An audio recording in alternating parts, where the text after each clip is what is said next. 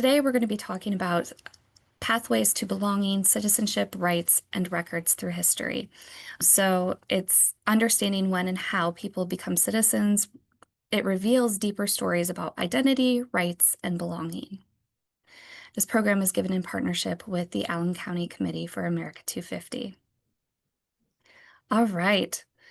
Citizenship status has shaped people's lives for the entirety of the country's history. It shaped our ancestors' experiences, opportunities, and limitations. So we're going to walk through some of the major moments in U.S. citizenship history. We'll highlight some groups that were included, excluded, or restricted, and how those changes created or limited genealogical records. So by understanding the law in a given period, we understand why specific records exist. One of the biggest things that is important with citizenship and genealogy is citizenship can affect the rights of our ancestors, and it can also affect what records are available. So it's really interesting because as people gain citizenship, they gain more records, which makes it easier to research, which is what we love. We love having more records. It affected rights such as voting, land ownership, immigration status, military service. And so having these records generates more. And what's really nice is a lot of times these records can also reveal migration patterns, familial connections, and the historical context surrounding the push-pull of why people are coming to the US or leaving their home countries. It's a really interesting way to view and interpret our ancestors' lives by looking through it through the lens of citizenship. A couple things. Throughout this program, we're going to kind of go over a general overview of how citizenship has evolved, how the laws have changed, and what records you might be able to look for. So the first thing we're going to go over is just the evolution of citizenship. So when the nation was founded, there wasn't really a universal definition of citizenship, not quite, not for like about a decade or so. Citizenship was mostly shaped by federal and state laws, court decisions, constitutional amendments, and treaties. So that's how things evolve over time.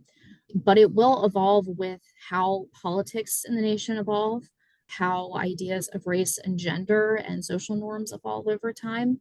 So that's just kind of some of the factors of how citizenship evolves. Okay, so first we're going to go over a little bit about early America. So we're talking mostly 1790 to 1860. So the first law we're going to get is the 1790 Naturalization Act. So this limits citizenship to free white persons. This will be the first of many laws that will restrict who can become a citizen based on race. Now, women's citizenship, it's going to be mostly tied to the husband's nationality. The 1790 Naturalization Act will exclude Indigenous people. It will exclude people who were enslaved. They are both denied citizenship. But some of the early genealogical records you're going to want to look for are petitions, oaths of allegiance, and just local court documents. Naturalizations, they're going to occur mostly in this era in the county courts and the federal district courts. You will probably want to look in multiple different places. So that's going to be the county, the federal, and the circuit courts. When in doubt, search more courts, right? There is a lack of a standardized form for citizenship for naturalizations before 1906. So the records from this era, they are kind of sparse. They might include a birthplace, they might include an arrival date, they might include a physical description, but you will see things like signatures and witnesses and whatnot. But by and large, they are kind of sparse. The other thing that we want to look at is Civil War and Reconstruction. So the 14th Amendment, ratified in 1868, granted birthright citizenship to all individuals born in the United States, overturning the Supreme Court's 1857 Dred Scott decision, which had ruled that African Americans were not citizens. This was achieved by including a citizenship clause that stated all persons born or naturalized in the United States are citizens of the United States. So that means that formerly enslaved people were now recognized as citizens. It is important to note that women remained citizens but lacked full rights, meaning they were citizens of the country but not necessarily able to do things like vote. And Indigenous peoples were still excluded from federal citizenship. But let's look at some of the genealogical resources that could help us with this sort of research. The first one is the Freedmen's Bureau. This is a wonderful collection of materials. Now, the Freedmen's Bureau was established by the War Department, and you can see a little bit of the history here on the website. And all of these are linked within your handout, so make sure to check the handout if you have some questions about these websites. But basically, it's going to talk about the different things that were now being allowed. So there were registers of marriages, there were bank records, there was land. They were also talking about issuing rations and clothing. So there's a lot of reports and pieces of information that not only would talk about the individuals, but also maybe connect them to others in their family, which maybe they had been separated from. So going through the Freedmen's Bureau records is incredibly helpful. And there's two different websites that we'd recommend taking a look at. The next thing that would be of help is looking at the Civil War pension records, and you can find an index for these on Family Search, and that one's free and super easy to search, but hopefully you can find your ancestors' information because it would give some information. So the pension applications, typically you'll have to order from the National Archive, which we know is sort of in a pause right now. You may have to wait a little bit for that ordering, but there's also individuals that will go and do the research for you, and you can find many of those and their websites online. So you can order from the government or through someone else, but it really depends on if the facility is open. And then also voter registrations.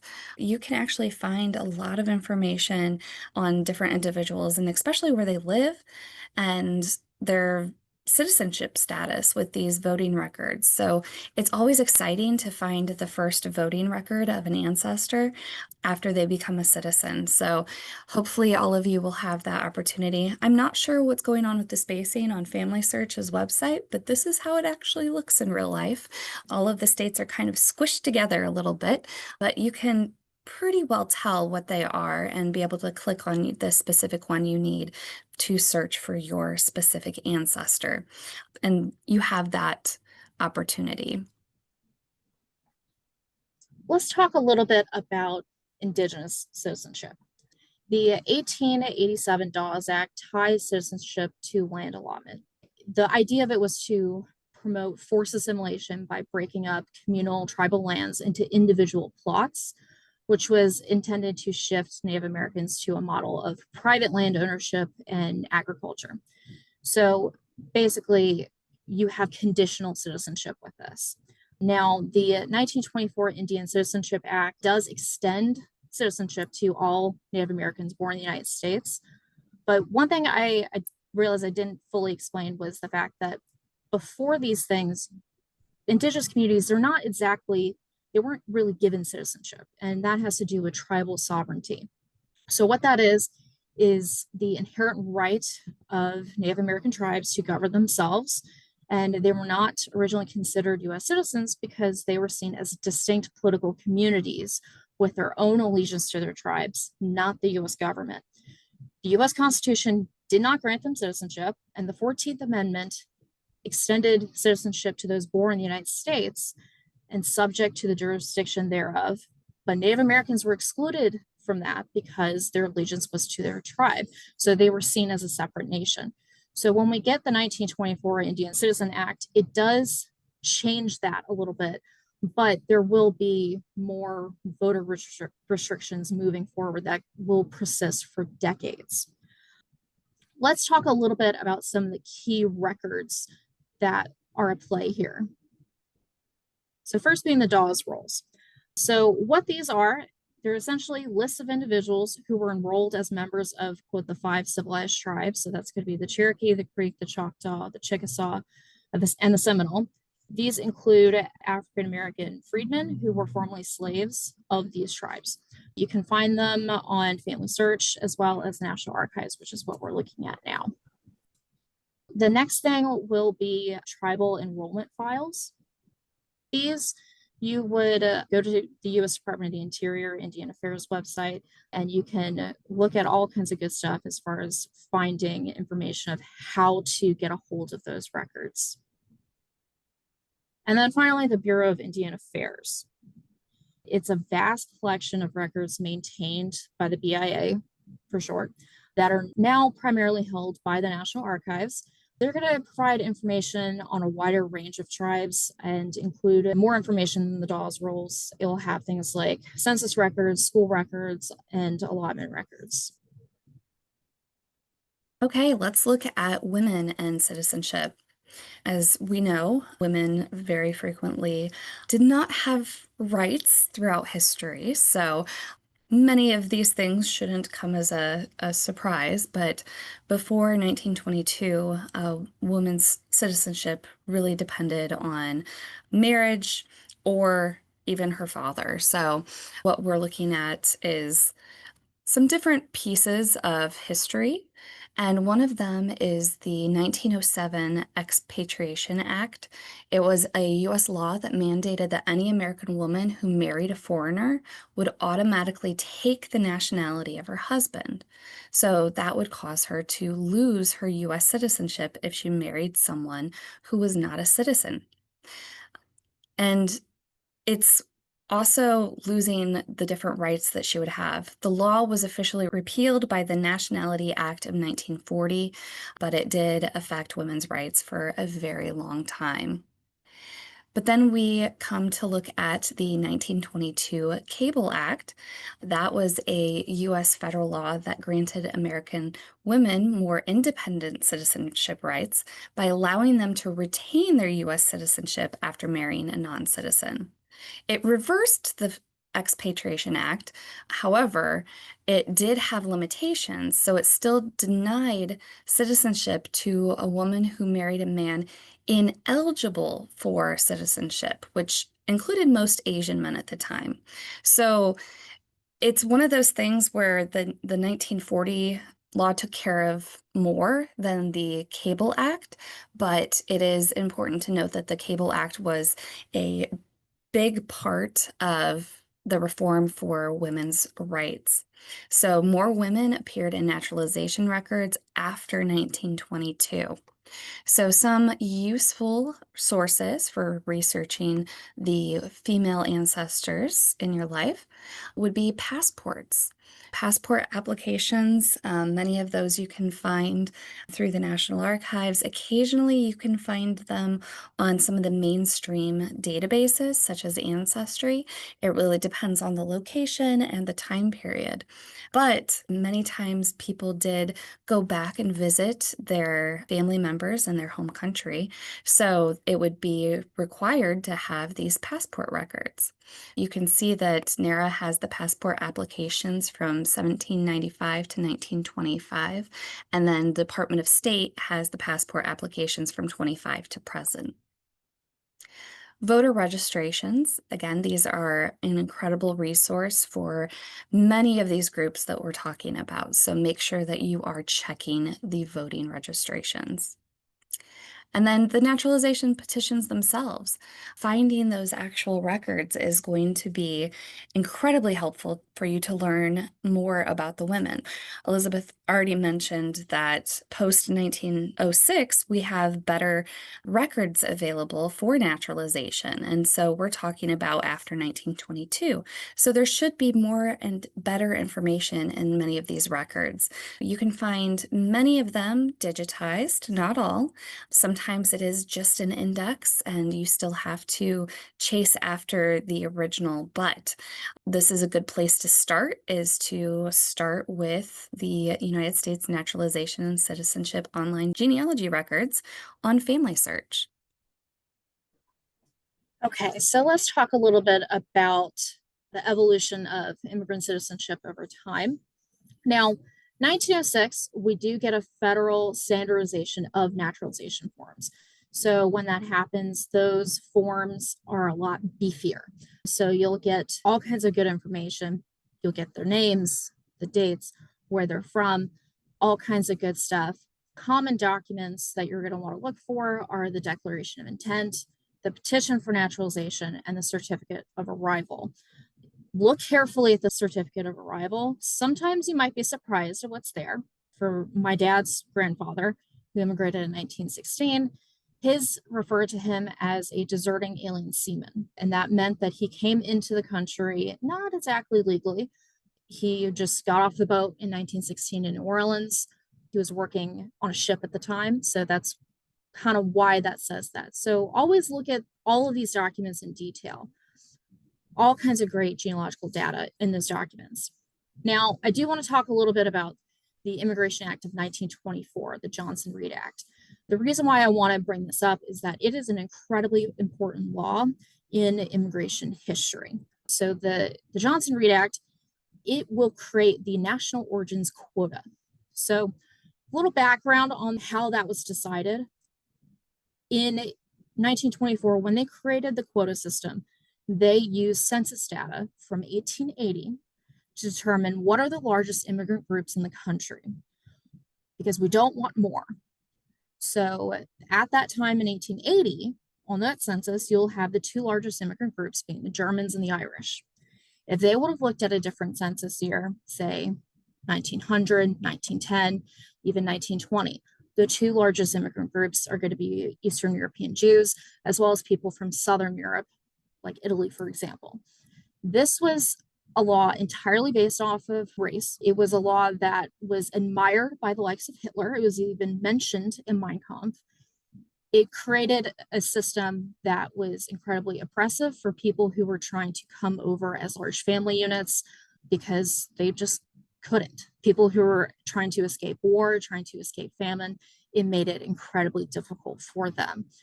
Those laws will eventually change, but it is important to remember that the 1924 Johnson-Reed Act, it will impact how people come into the country depending on where they're from. The next thing I want to talk a little bit about is the Asian American citizenship restrictions. Some key events that are going to happen, first being the Page Act of 1875. So the Page Act will exclude Chinese women because it was believed that the Chinese women being brought over were primarily being used as prostitutes. Now, fast forward to 1882, we'll get the Chinese Exclusion Act. Now, those laws are going to be kind of repealed in 1952. But when that happens, all the Asian countries, not just China, they're going to be included in that quota system because the Immigrant Act of 1952 kept the quota system in place, but it lifted some of the bans. Now, we will get another Asiatic ban in 1917 that will ban all of Asia, not just China. So there are some valuable genealogical records to find in relation to this. First being Exclusion Act case files. You can find interview transcripts. There's also things like detention documents. So let's take a first look at what is at the National Archives. So the Chinese Exclusion Act records at NARA, these are going to be located in Seattle. They're very interesting. If this is something that you need to get into, definitely take a look at NARA's website, and maybe when things are open back up, you can go there or contact them. Next being interview transcripts. So Immigrant Voices, so this is a project of Angel Island Immigration Station Foundation. It is a very, very interesting collection of oral history. I highly recommend taking a look at it. For those of you who might not be familiar with Angel Island, that immigration station was the immigration station for the West, so off the coast of California. And then detention documents. During World War II, you did have the Japanese internment camps. If your family members were one of the people who were detained in these camps, there are records for that on the National Archives in their collection. So there is a really handy page that we're looking at right here that gives you some information on how to do that research. Okay, so let's move on to military service and citizenship. I think it's very important to note, first of all, that military service does not automatically mean citizenship. It provided expedited naturalization. So that's something that can be misunderstood sometimes, but there's some different laws that actually helped. So the Act of July 17th, 1862, it allowed honorably discharged U.S. Army veterans to naturalize without filing a previous declaration of intent and by only showing 1 year of U.S. residency instead of the usual 5. So it was to encourage immigrants to enlist in the Union Army during the Civil War by making citizenship more accessible. And it was extended in 1894 to include honorably discharged veterans of the U.S. Navy and Marine Corps who had served for at least 5 years. And it was later extended to other conflicts, including the Mexican War, Indian Wars, and Spanish-American War. And then World War I, the rules were further expanded to allow non-citizens to file their final naturalization papers without a prior declaration or proof of 5 year residency. With that, the Alien Naturalization Act of May 9th, 1918 created an expedited process for those foreign-born service members. So that could be incredibly helpful. Soldiers could potentially become citizens in a single day by proving their service and having two witnesses.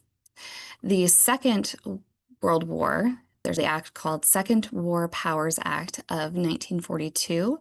That expanded the military naturalization and fast track as well. The Immigration and Naturalization Services, INS, worked with the military to process petitions at camps and holding ceremonies at the military bases. So it allowed for first ever naturalizations to occur overseas. So it eliminated the need for those soldiers to return to the US for a court ceremony. Now, many of these records you can find through different record sets. A good one to look at are draft cards that can actually give you some information on maybe the location where they were born and give you some of the background on their impending service. The service records themselves can be incredibly helpful. The National Archives has a whole page dedicated to military records research. I'm not going to say it's always easy. There are limitations, including the fact that the personnel record fire that happened at the National Archives in St. Louis destroyed many of the 20th century military records. So that could be a slight hindrance in your research. However, it is good to look. Look even if you don't expect to find anything. And then, of course, looking at the military naturalization petitions. There are different record sets that are available through Family Search and Ancestry that focus on the naturalization due to one of the military conflicts. So just as an example, this is the U.S. World War I naturalization and citizenship. So this is an index to these different soldiers that became naturalized and became citizens. Okay, so let's talk a little bit about some of the modern developments. The 1940 Alien Registration Act creates something called the AR2 form. So what that is that the act required non-citizens who are over the age of 14 to register with the US government using this form.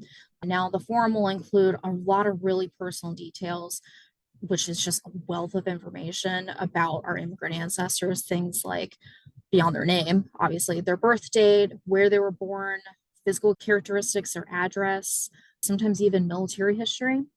It will also include fingerprints, but that's just the beginning of what would be called an A file.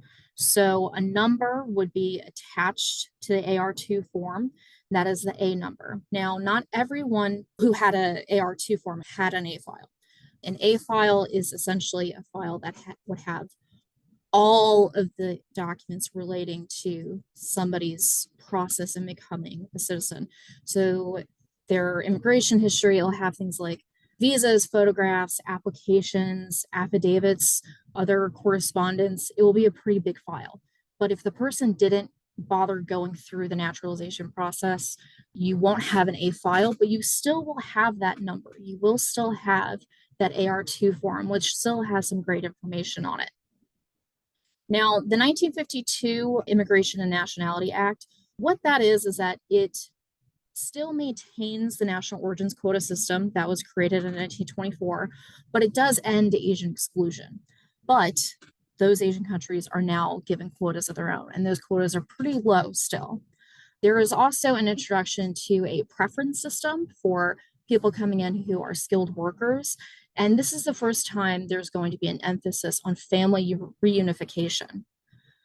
Now, 1965, that act is going to have the biggest impact on demographics. So it ends the national quota system and it shifted immigration to a preference system based on family reunification and skills. So modern records relating to what I was just discussing, those are going to be held by the United States Citizenship and Immigration Service, USCIS for short. Now, what you're going to want to look for are things called C files and A files. I did just explain what an A file is, where it's essentially a compilation of everything on that person. And a C file is historical naturalization certificate files. So those are going to be for people who became citizens between 1906 and March of 1956. Okay, so let's talk about some of the types of citizenship records, and then we'll get into where to find them. So the types of records that you're going to want to look at are things like the naturalization documents themselves, the passenger and border crossing records, alien registrations, passports, there's those voter registrations again, court and land records. Many times land records would talk about where a person previously lived, military service files, and then the treaties and congressional acts. It's incredibly important to know the history, to understand what records you might find and what your ancestors had to do to become a citizen. And many of these documents may differ depending on the time, location, and eligibility. But let's talk about where to find them. Now, we've talked about the National Archives, or NARA, several times, and they do have a lot of the records that would be helpful for citizenship research. And once they open up again, it would be incredibly helpful to look and see what you can find, or at least hire someone to. The USCIS genealogy program, which Elizabeth just covered a little bit, is a good one. State and local archives. Many times you can find copies of different records in your local archives. So perhaps they had to or were told to record their naturalization with their local courthouse. And so maybe the recorder's office has a copy. So you want to make sure to take a look.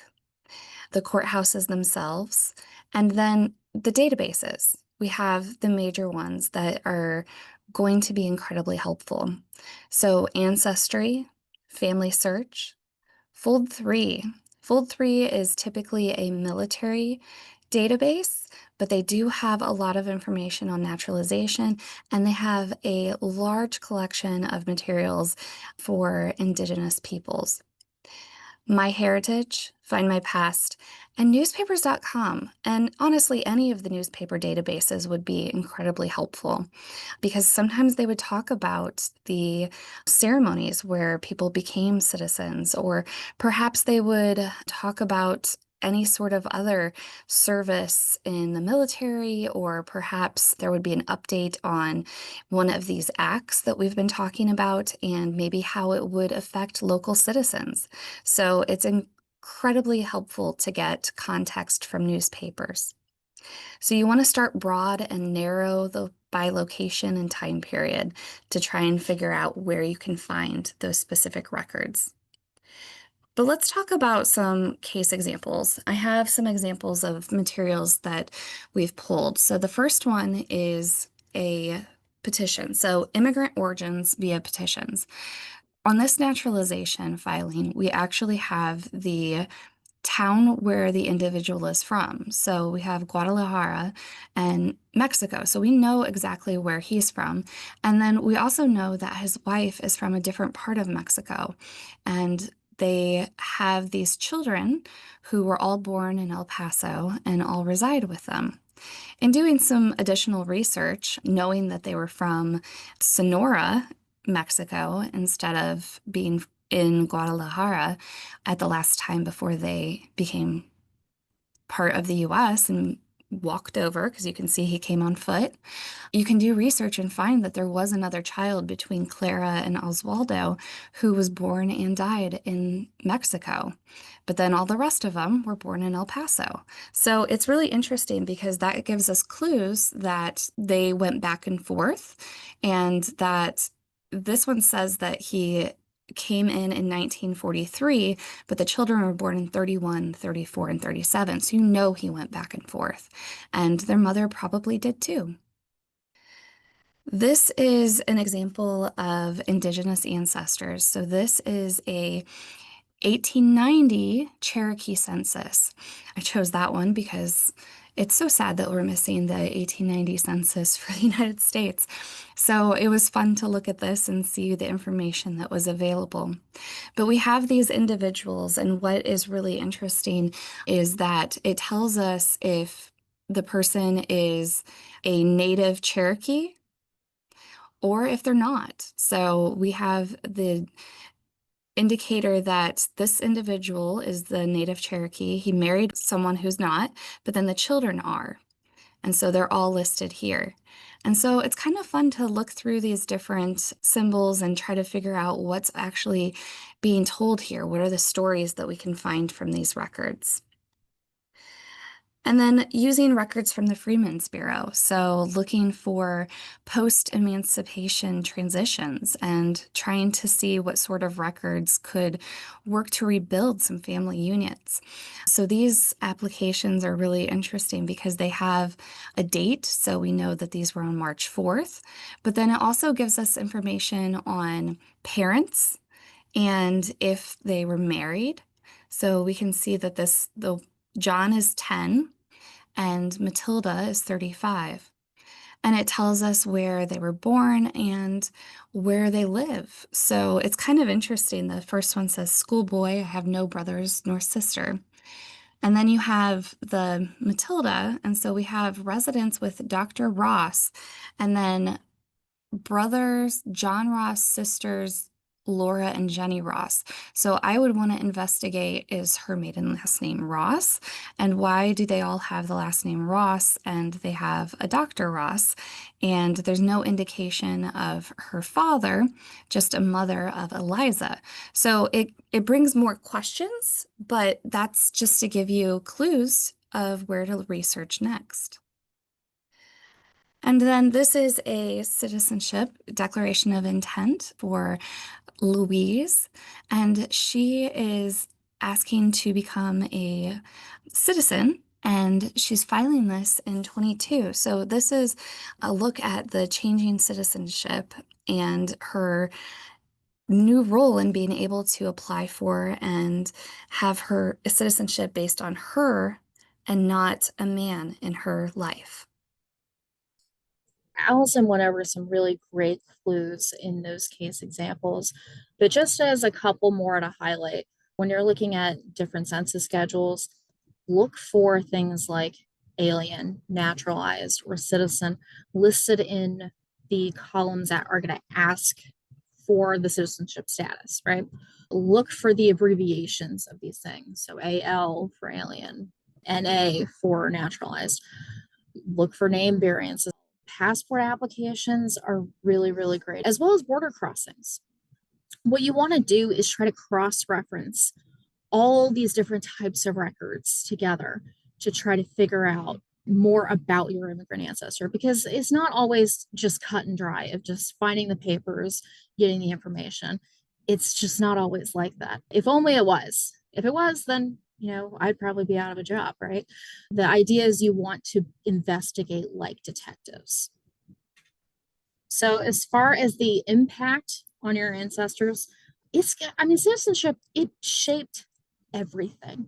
It shaped whether or not you can move to different places. It shaped what access to rights you're going to have. You will face different types of employment issues. Either you can find something because you are a citizen or not. Voting as well. And citizenship is meant to protect you legally as well. So understanding the context reveals lived experiences, because let's not forget that our ancestors, they didn't live in a vacuum. All these things are going to touch them in some way. One of the biggest takeaways we really want you to have is understanding the citizenship laws. Now, we have just scraped the surface of the different acts and laws that impact citizenship and naturalization, and it is very important to do the research for the time period when your ancestors arrived in the country and when they might have been naturalized, but also to research the ethnicities. So, knowing that different ethnicities or groups of people were held back from obtaining citizenship, and knowing that it's so important to look for those pieces so you can understand why your ancestor would have become a citizen at one point or not, or why they would have waited, or what else was going on.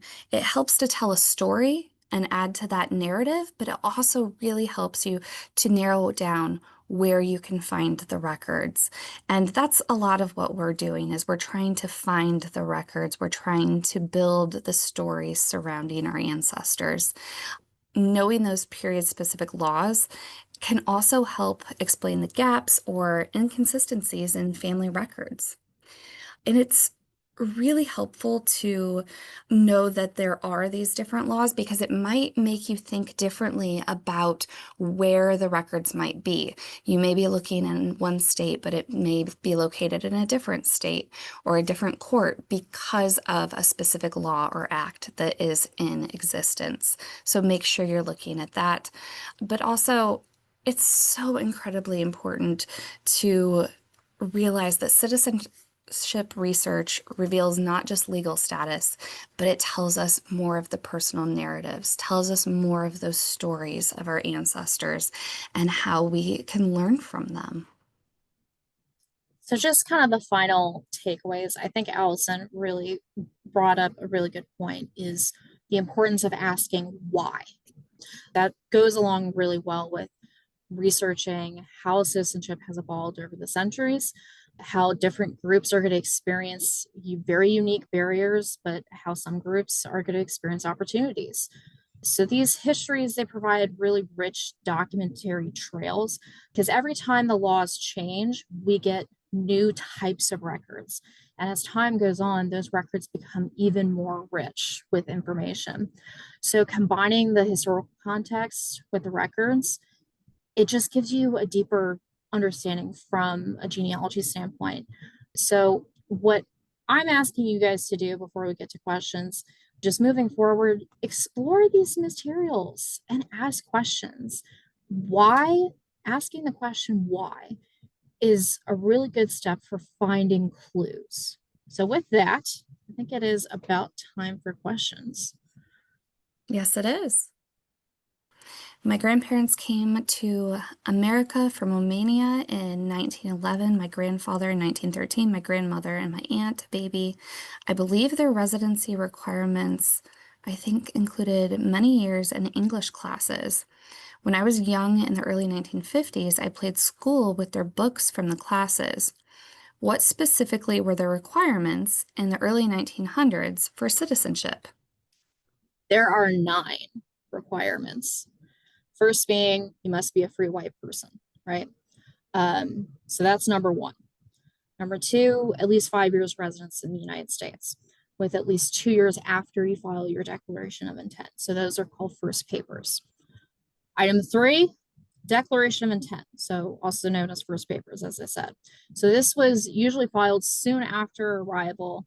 You had to be at least 18 years old. You had to state your intention to renounce your previous allegiances to other countries and declare your intent for becoming U.S. citizen. Okay, 5, you have to file your petition for naturalization. These are called second papers. So these are going to be filed after meeting those residency requirements. You had to reaffirm your intention to become a citizen. You got to provide additional personal information. That's going to be things like your date of birth, where you were born, if you got married in the old country, when you got married in the old country. If you're a man filling out this form, you have to list the date of birth of your wife and where she's from, the names and dates of birth and places of birth of your children if you have children. You also have to submit witnesses. So that's going to bring you to number 5. You have to have 2 United States citizen witnesses.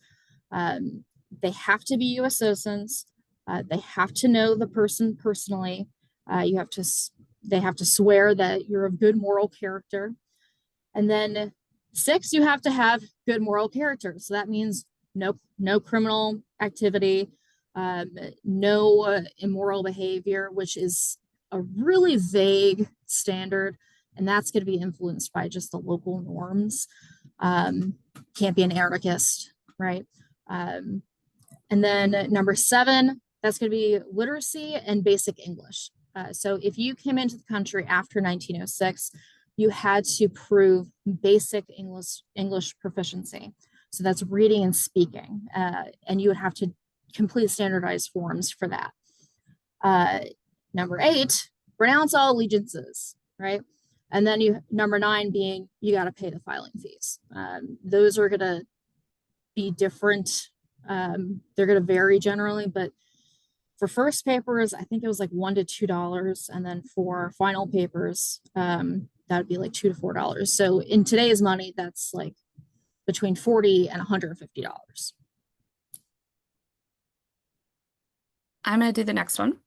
I have a 3 times great grandfather who was immigrated in 1790 from Ireland, Scotland, and was supposedly denied entry to the US due to being from the British Isles. How would I go about finding out if this is true?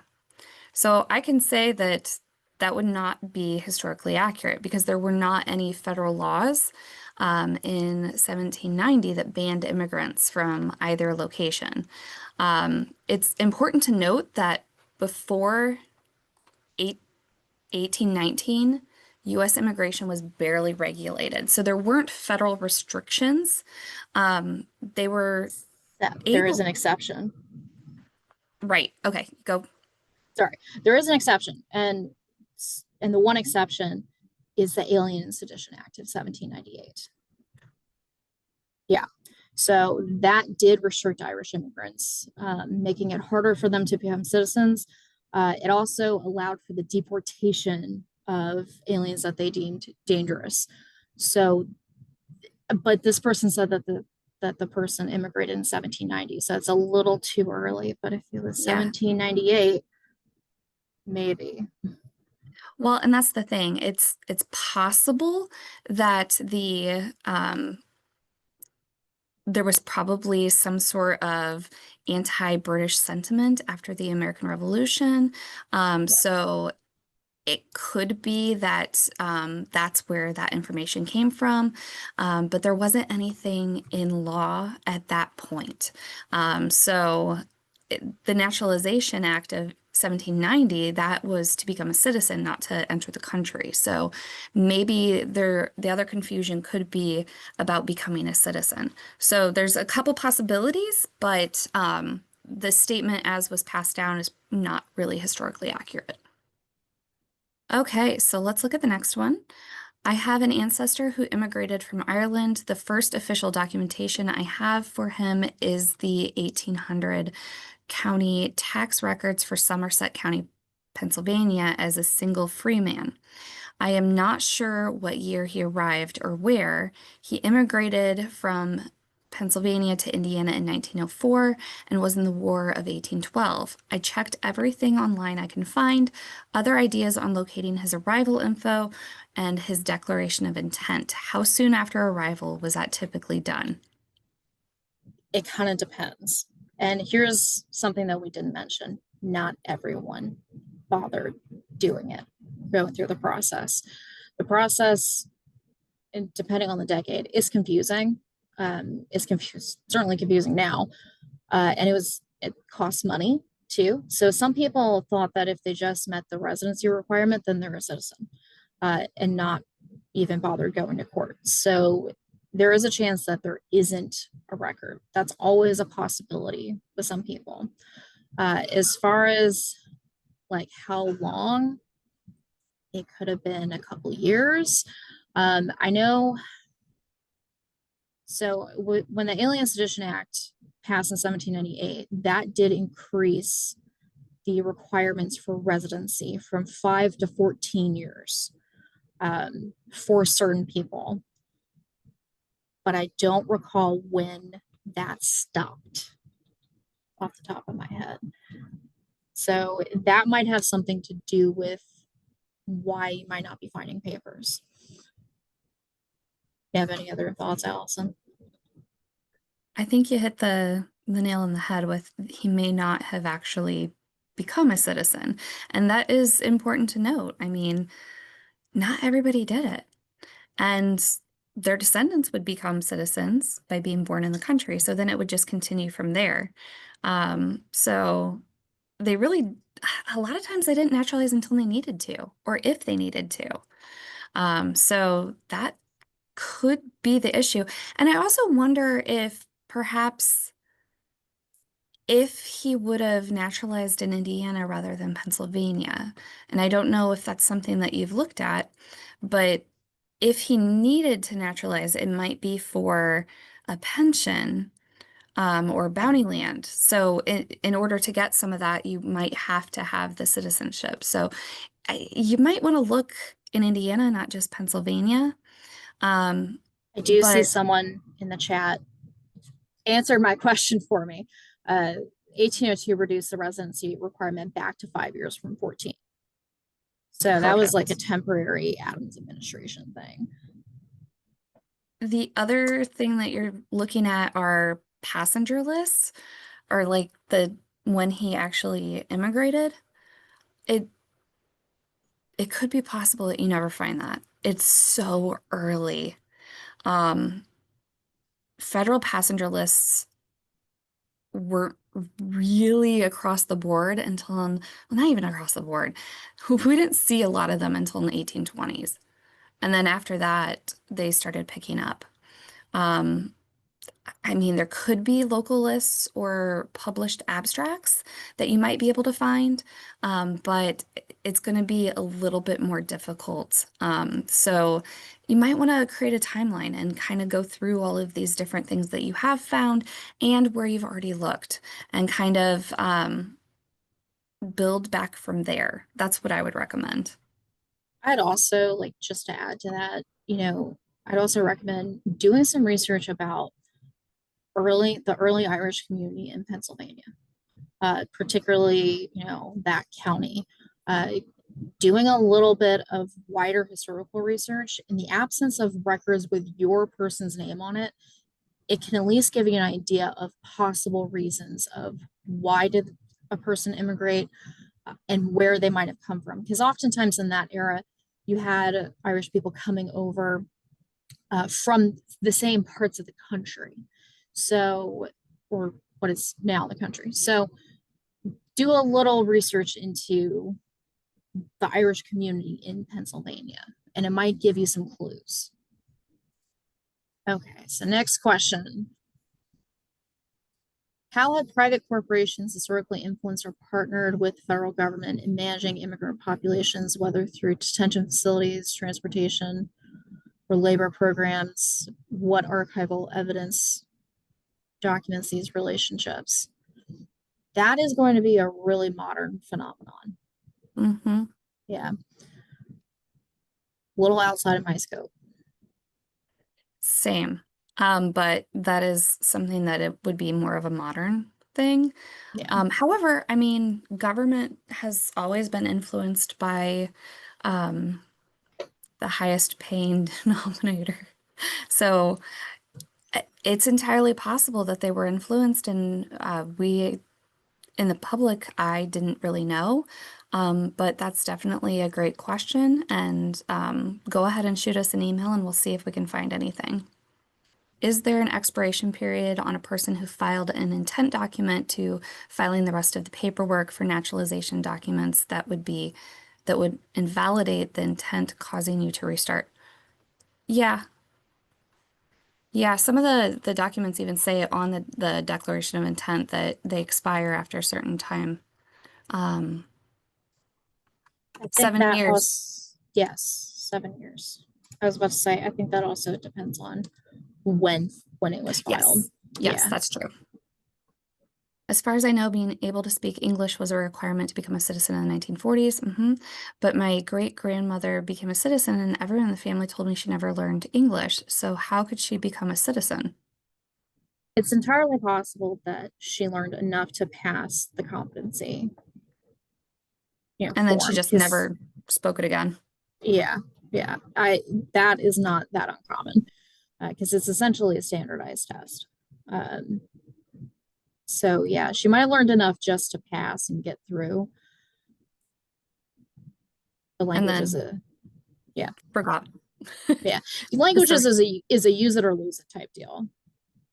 In the early 1900s, would you please clarify if you filed after 2 years of residency for a declaration of intent or had to wait 5 years to start the process and then wait another three for a petition? I just found it. Declaration of intent after 1906 could be filed after 2 years of residency. That was the minimum. And then petition for naturalization could be filed 2 years after the declaration of intention and after 5 years of total residence in the United States. So that's where the confusion is.